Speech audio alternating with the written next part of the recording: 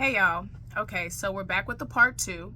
The second topic that came up in the presidential debate was the topic on abortion. Being that Trump is taking full credit for overturning Roe v. Wade, we wanted to know, does he have any plans on creating a national abortion ban? And does he have a plan on blocking access to abortion medication? Trump said he had absolutely no plan in having a national abortion ban. He's not making the decision to have a national abortion ban. He simply wants the decision on abortions to be in the hands of the state and taken down from a federal level. He said that he does not have any intentions on blocking access to abortion medication, and especially since the Supreme Court did rule in favor on keeping access to abortion medication by prescription. If you're unfamiliar, the topic of abortion medications did go to the Supreme Court.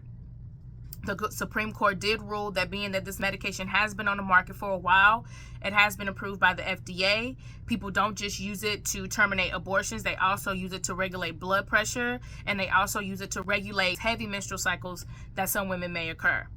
So the Supreme Court did allow access currently to abortion medications. If you are unfamiliar with abortion medication, there is abortion medication called mifepristone.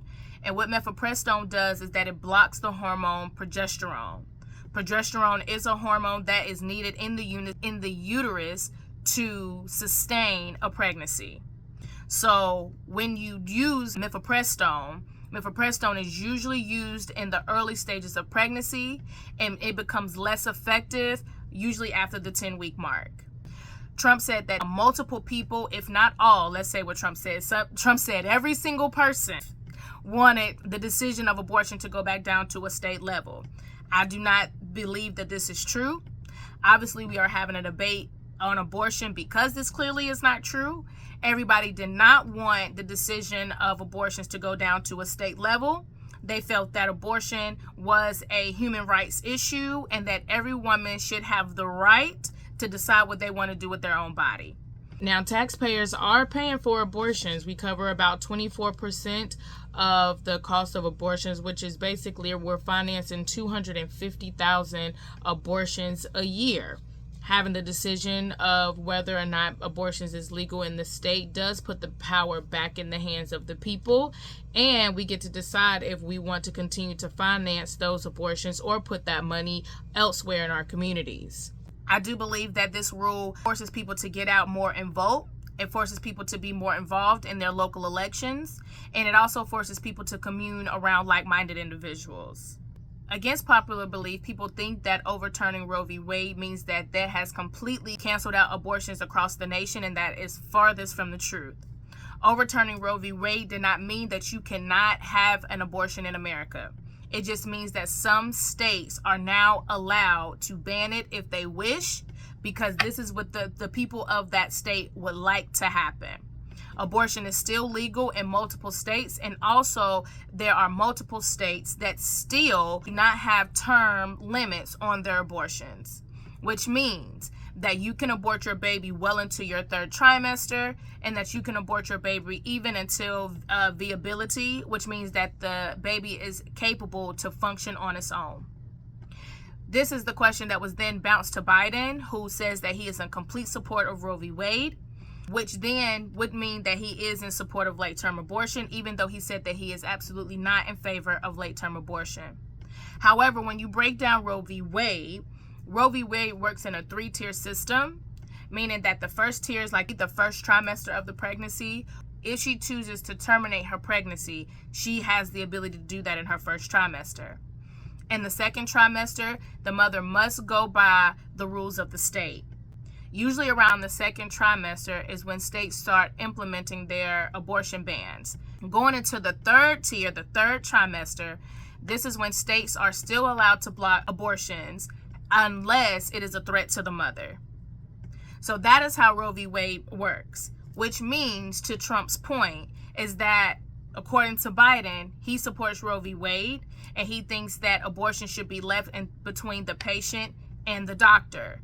But if that patient and that doctor live in a state that allows abortion up into the third trimester or beyond, then he is in support of having late-term abortion.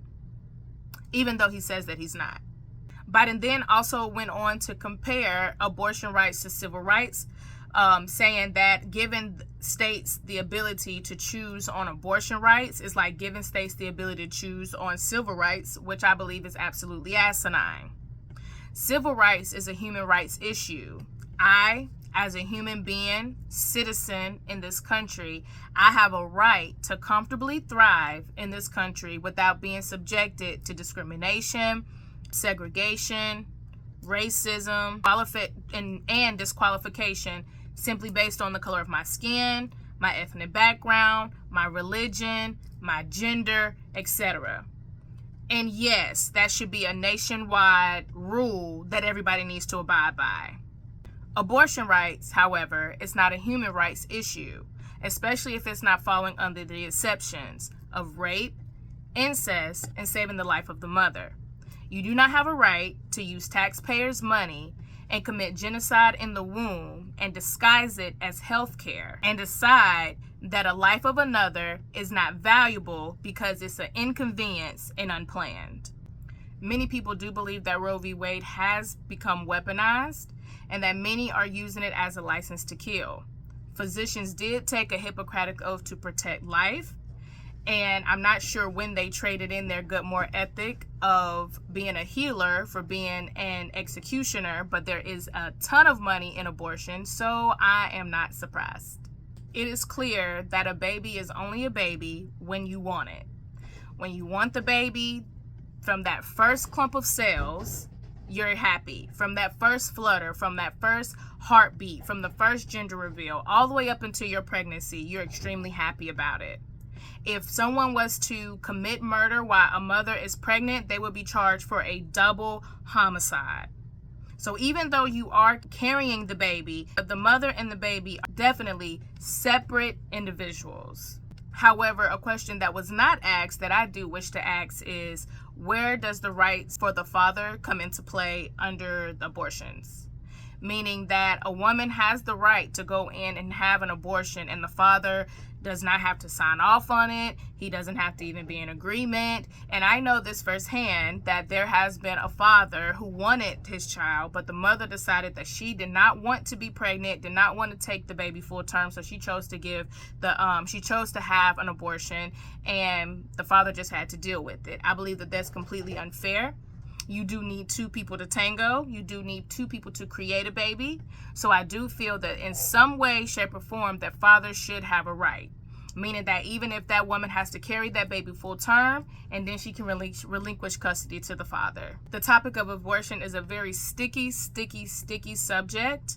But it's definitely one that needs to be talked about, especially since we are now creating a space for abortion to be the new contraceptive. We cannot turn a blind eye and let things like this continue to happen.